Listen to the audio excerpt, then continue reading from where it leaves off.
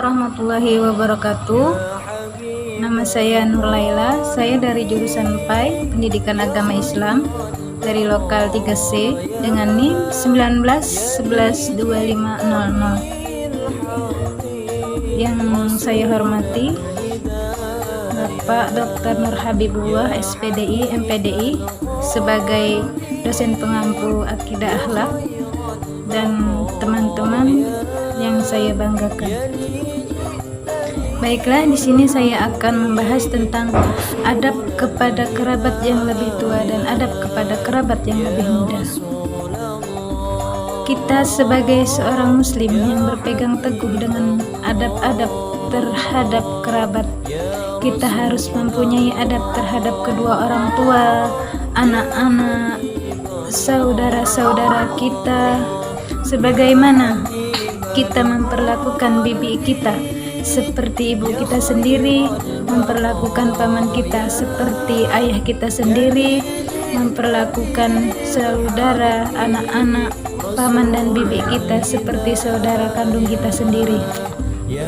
Kita memperlakukan kerabat dengan adab dan hak yang sama, menghormati yang lebih tua, menyayangi yang lebih muda, menolong yang sedang kesulitan, dan menjenguk yang sedang sakit atau yang sedang terkena musibah.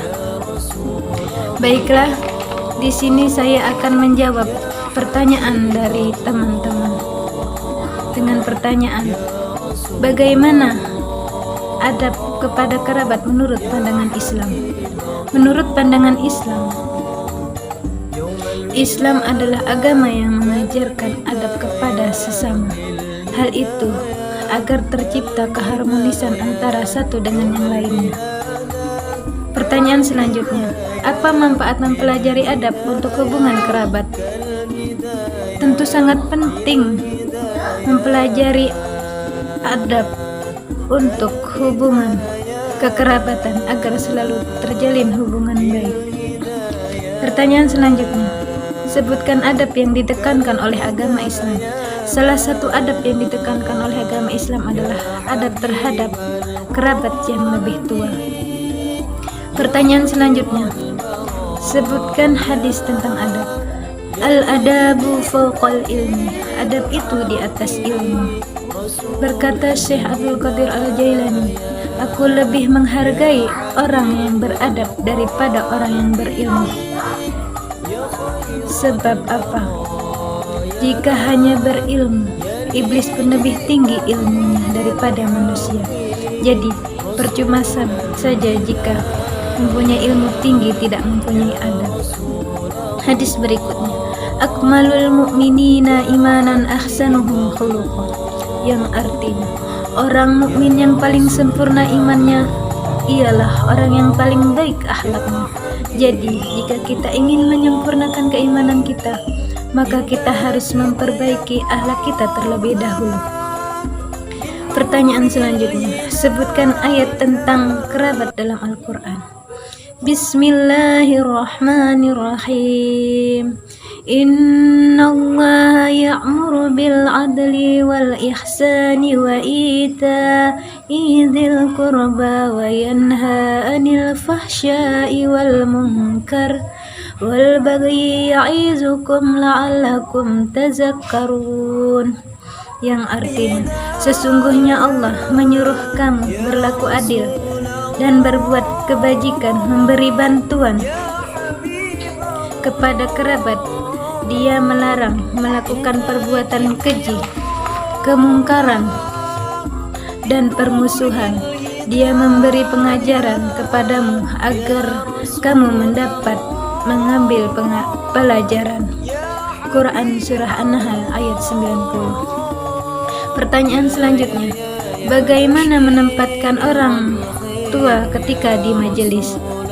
Ketika kita berada di majelis diskusi, majelis silaturahmi, hendaknya memposisikan orang yang lebih tua di tempat yang lebih nyaman, tempat yang lebih layak atau yang lebih tinggi. Pertanyaan selanjutnya, bolehkah kita bergurau kepada kerabat yang lebih tua? Sebaiknya jangan samakan dengan sesama, Meskipun kita sama-sama manusia, Islam mengharuskan kita untuk membatasi bergurau dengan orang yang lebih tua. Jangan sampai kita kebablasan sehingga kita menganggap mereka sepantaran. Pertanyaan selanjutnya, bagaimana cara menyambut kedatangan kerabat yang lebih tua? Ketika kerabat yang lebih tua datang, sambutlah mereka dengan ucapan yang baik, gunakan nada yang halus, rendah atau bijaksana. Pertanyaan selanjutnya, bagaimana sikap kita ketika duduk bersama kerabat atau orang yang lebih tua? Ketika kita duduk bersama kerabat atau orang yang lebih tua, kita harus menjaga sikap kita. Duduk tidak menyelorongkan kaki ketika duduk bersama orang yang lebih tua. Sebab apa? Sebab kaki adalah bagian tubuh yang paling bawah dan tidak pantas untuk dihadapkan kepada orang yang lebih tua. Pertanyaan selanjutnya, bagaimana sikap kita ketika berbicara kepada orang yang lebih tua? Ketika kita berbicara kepada orang yang lebih tua, siapapun itu, kerabat atau bukan, tidak boleh mendahului ucapannya. Biarlah orang yang lebih tua lebih dahulu mengatakan apa yang hendak ia ucapkan. Jangan sampai kita sebagai orang yang lebih muda memotong pembicaraan sebelum kita ditanya atau diminta untuk bicara. Pertanyaan selanjutnya, bagaimana cara kita meminta bantuan kepada kerabat? Jika kita meminta bantuan, sebaiknya bicara dengan lembut, tidak memaksa, agar yang memberi bantuan ikhlas dengan apa yang ia berikan. Pertanyaan selanjutnya, apa yang kita lakukan ketika melihat kerabat yang lebih muda berbuat kesalahan? Ketika kita melihat kerabat yang lebih muda berbuat kesalahan, sebaiknya kita menasihatinya. Di sini dalam menasihatinya kita tidak boleh menggunakan kata-kata yang kasar.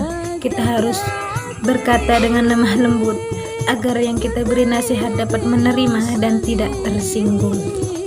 Pertanyaan selanjutnya, bagaimana cara menjaga hubungan dengan kerabat menurut ajaran Islam? Menyambung hubungan dengan kerabat atau orang-orang yang mempunyai pertalian keluarga dengan kita adalah bagian dari ibadah, atau dengan kata lain yaitu silaturahim. Silaturahim ini bahkan disebut-sebut sebagai penyebab bertambahnya rezeki dan diberkahinya umur seseorang. Pertanyaan selanjutnya, bagaimana cara Rasulullah SAW berbicara? Rasulullah SAW terkenal sebagai seorang komunikator yang handal dan orator yang hebat. Cara beliau bertutur kata sangatlah beradab, bahasanya tersusun,